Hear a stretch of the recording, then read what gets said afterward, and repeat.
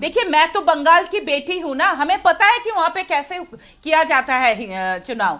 आप देखिए, पिछले बार जब नेशनल ह्यूमन राइट्स कमीशन गया था, क्या बोला था? There is no rule of law, law of the ruler. हम सब ने देखा पिछले 15 साल में पॉलिटिकल मौत कितनी हुई, पॉलिटिकल मर्डर 300 के ऊपर।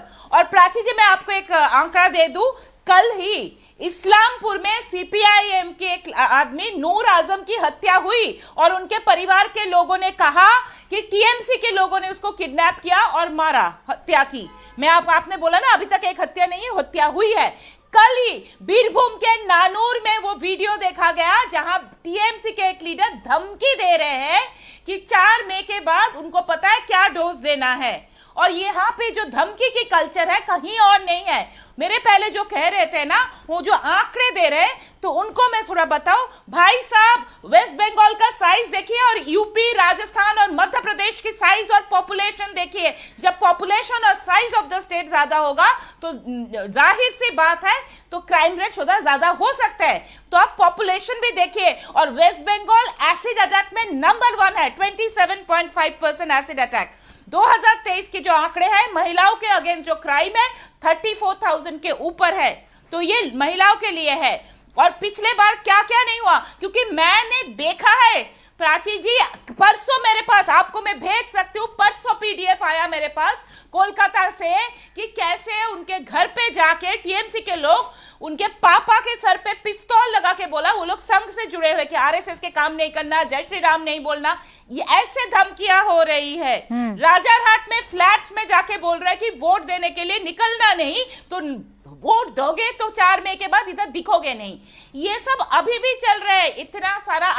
आज अभी एक मीटिंग हुई है वहां पे जो कहीं नहीं होता है। सीआरपीएफ, सीएपीएफ, सीआईएसएफ, आईटीबीटी, मतलब इंडो टिबेटन पुलिस फोर्स, सबका एक बहुत बड़ा मीटिंग सारे ऑफिशियल्स एड्रेस कर रहे हैं। क्यों है ऐसा हाल? क्योंकि बंगाल का कल्चर ही ऐसे कर दिया है ममता बनर्जी क्यों? उससे पहले सीपीएम के जमाने में भी होते थे। और तहसीन को पता नहीं है कैसे धमकी कल्चर चलाते हैं।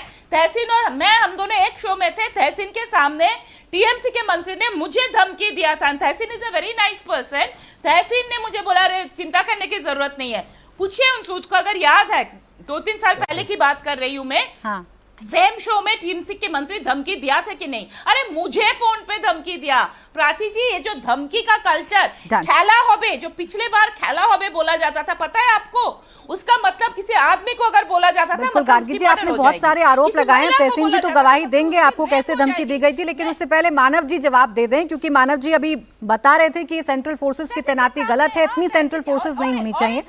मानव जी, कुछ एग्जाम्पल्स के साथ गार्गी जी ने सवाल पूछा, अपने पर्सनल अनुभव भी बता दिया और आपके नेताओं को भी कोट कर दिया। जब ऐसी धमकियां मिलेंगी और जब कनपट्टी पर पिस्टल लगा दी जाएगी, तो क्या वहां सेंट्रल फोर्सेस की तैनाती जरूरी नहीं होगी? देखिए, बहुत ही विविधाभास है। एक तरफ आप बोल रहे हैं कि हम लोग जो मान रहे हैं कि इतने सारे सेंट्रल फोर्सेस आ चुके हैं, इलेक्शन कमीशन इतनी अच्छे से काम कर रही है, इन्होंने डेथ का आंकड़ा दिखा दिया। इस तरीके से ये जो थिएटरिक जो चल रहा है, जिस तरीके से बता रही, कितने एफआईआर हुए, इलेक्शन कमीशन उसका संज्ञान क्यों नहीं ले रही है, कौन अरेस्ट हुआ, क्यों नहीं अरेस्ट हुआ, इसका बात भी आप बता दीजिए। आपके पास बहुत सारे डेटा है गार्गी जी। शायद आप कलकत्ता में नहीं रहती, इसलिए आपको शायद डेटा पीडीएफ से मिला जा रहा है। हम कलकत्ता में रह रहे हैं, हम बंगाल में रह के घर घर जाके डोर टू डोर कर रहे हैं और लोगों को जागरूक कर रहे हैं। सुनिए, क्षमता रखिए सुनने की, क्षमता रखिए सुनने की। अब ऐसे फिर ऐसे बात तो होगा नहीं। अच्छा, ठीक है, मैंने उनको पूरा सुना। अब सुनिए ना गार्गी जी बोल रहे हैं। देखिए, अब सुनिए, गार्गी जी लोगों के लिए जो आइडियोलॉजी से वो आती है, जिस तरीके से उनको लगता है, बंगाल में जो इलेक्शन परसेंटेज जो वोटिंग है वो कहां से कहां चला गया। बंगाल में जिस तरीके से आप कल्चर की बात करती है, तो हम बंगाली हैं, हमारा अपना वॉइस है, हम अपनी जबान से बात करते हैं, हमारा अपना रीड है, हम झुकते नहीं है। तो ये गलत हो गया। तो आप बोलना चाहते हैं कि बंगाली बोलता ही नहीं है। अगर कोई अन्याय होता है पूरे विश्व में तो सबसे पहले बंगाली निकल के बोलता है कि ये अन्याय है, और आप उसके बारे में बात कर रही हैं। जहां तक बात है वोटरों की, अरे हम तो घर घर जाके एसआईआर करवा रहे थे, लोगों से फॉर्म भरवा रहे थे। भाजपा कहां थी उस समय? हम तो चाहते थे ज्यादा से ज्यादा लोग आके वोट दे। आपने 90 लाख 92 लाख के ऊपर टेररिज्म, मैंने टेररिस्ट लोगों की तरह एक संशोधन कर दिया कि उनको काट के निकाल दिया। उसके लिए आप खुश हैं, लेकिन हम चाहते कि हर कोई आके वोट दे। हमको तो वोटर्स की जरूरत है और आपको मशीनरी की जरूरत है।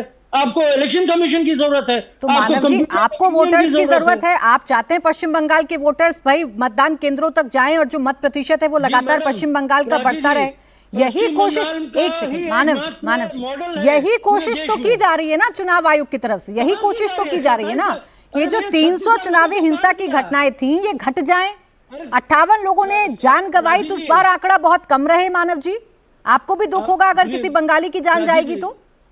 प्राची जी, पहले तो सबसे बड़ी बात है ना, ये जो भाजपा के जो लोग आते हैं तथाकथित जो भी, तो इन लोगों का बोलना क्या है, जो भी डेथ हुआ सारे के सारे इनके पार्टी के लोग हैं। भैया ये जो क्लेम करते हैं ना, इसमें ही एक भ्रम फैलाने के, हमारे अपने लोग मारे गए और हमने 3,500 के ऊपर लोगों का बलिदान है बंगाल को सुरक्षित करने के लिए, हम लोगों ने बलिदान दिया, हमारे पार्टी के लोगों ने बलिदान दिया है। नहीं मानव जी यहाँ तेरा मेरा आपने किया, मैंने तो सिर्फ मौत का आंकड़ा बताया, तेरा मेरा आपने किया। मैं आपसे कह रही हूँ एक की जान जा रही है तो वो बंगाली की जान जा रही है मानव जायसवाल जी, जिससे अभी आप इतना अटैच होकर बता रहे थे। प्राची जी मैं आपसे डिबेट नहीं करना जी जी मैं पैनलों से डिबेट कर रहा हूं। जी जी तो पैनल वाले जो बोल रहे हैं मैं उनकी बातें कर रहा हूँ। आपने तो बहुत अच्छी बात कही कि वो बंगाली हैं, जो 58 लोग, वो तो मैं भी यही बोलता हूँ, ये तो दुखद है हमारे लिए भी, और किसी राज्य के लिए, किसी राष्ट्र के लिए कि उनका जो एसेट है वो मारा क्यों जाएगा। लेकिन हमारा जो बोलना है, ये जो भयावह परिचय ये लोग देते हैं टीवी पे बैठ के, जो पूरे देश में जो बंगाल की छवि को खंडित करने की जो बातें ये करते हैं, तो आज ये सुरक्षित है कि नहीं है?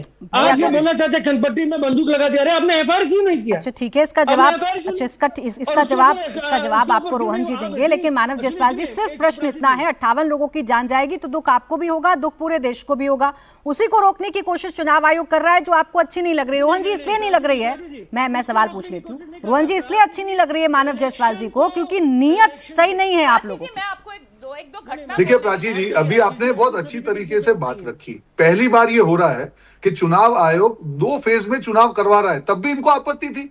पहले 6 फेज में होते थे तब भी आपत्ति थी कि देखो ये तो बीजेपी को सपोर्ट करने के लिए हो रहा है। अभी 2 फेज में है। एक मिनट मैं आपको खत्म करूंगा, जो भी ये बोल रहा हूँ। 8 फेज तो अच्छी बात है, 8 में से अगर 2 फेज में हो रही है और इसीलिए वहां पे सारी जो एजेंसियां वहां पे, तो आपको आपत्ति क्या है? आपने कहा कि 300 में से अरे बिल्कुल आम बंगाली की अगर हत्या होती है और आपने ही कहा कि उसकी जिम्मेदारी चुनाव आयोग की है, तो आपको आपत्ति क्यों है अगर इतनी तैनाती हो रही है? आपने बोला कि इनसे डर, अरे हमारे जवानों से कभी डर फैलता है? ये जब हमारी जो काकी वर्दी या हमारी वर्दी के लोग घूमते हैं तो उससे सुरक्षा का माहौल पैदा होता है। आपको ये बोलना नहीं चाहिए, हर चीज का विरोध मत करिए, एकदम नहीं बोलना चाहिए। मैं आपके बीच में नहीं बोला, आप मेरी बात को खत्म कर दीजिए। मैं आपके बीच में नहीं बोला मानव जी, मैं आपके बीच में नहीं बोला, मैं आपके बीच में नहीं बोला, मैं आपके बीच में नहीं बोला।